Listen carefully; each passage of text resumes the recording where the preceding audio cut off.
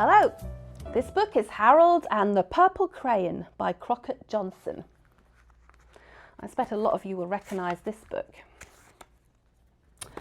One evening, after thinking it over for some time, Harold decided to go for a walk in the moonlight.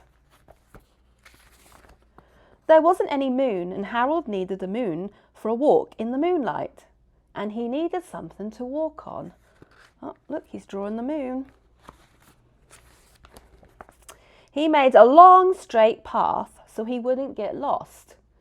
And he set off on his walk, taking his big purple crayon with him. And he didn't seem to be getting anywhere on the long straight path, so he left the path for a shortcut across a field, and the moon went with him. The shortcut led right to where Harold thought a forest ought to be. He didn't want to get lost in the woods, so he made a very small forest with just one tree in it. It turned out to be an apple tree. The apples would be very tasty, Harold thought, when they got red.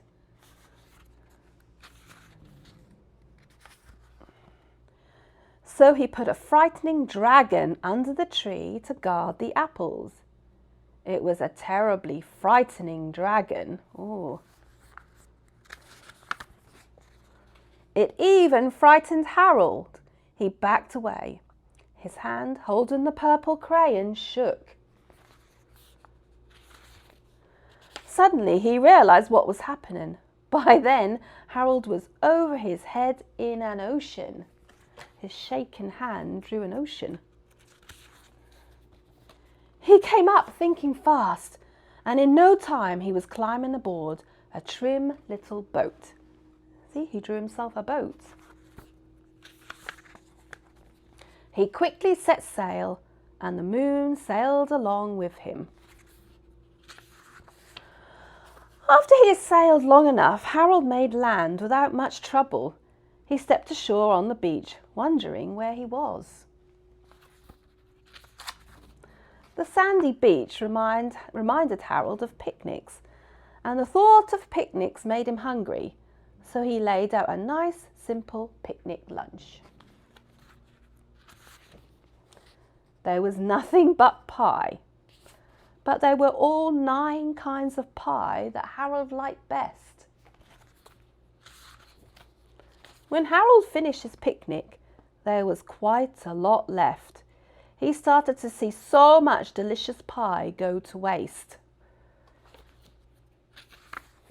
So Harold left a very hungry moose and a deserving porcupine to finish it up. Well, that moose does look hungry. And off he went, looking for a hill to climb to see where he was. Harold knew that the higher up he went, the farther he could see, so he decided to make the hill into a mountain. If he went high enough, he thought, he could see the window of his bedroom. He was tired, and he felt he ought to be getting to bed. He hoped he could see his bedroom window from the top of the mountain. But as he looked down over the other side, he slipped. And there wasn't any other side of the mountain. He was falling in thin air.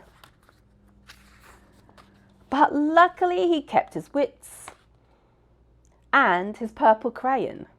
He made a balloon and he grabbed onto it. Oh, good idea, Harold. And he made a basket under the balloon, enough to stand in. He had a fine view from the balloon, but he couldn't see his window. He couldn't even see a house. So he made a house with windows, and he landed the balloon on the grass in the front yard. None of the windows was his window. He tried to think where his window ought to be. He made some more windows. He made a big building full of windows. He made lots of buildings full of windows. He made a whole city full of windows. That's a lot of drawing. but none of the windows was his window. He couldn't think where he might be.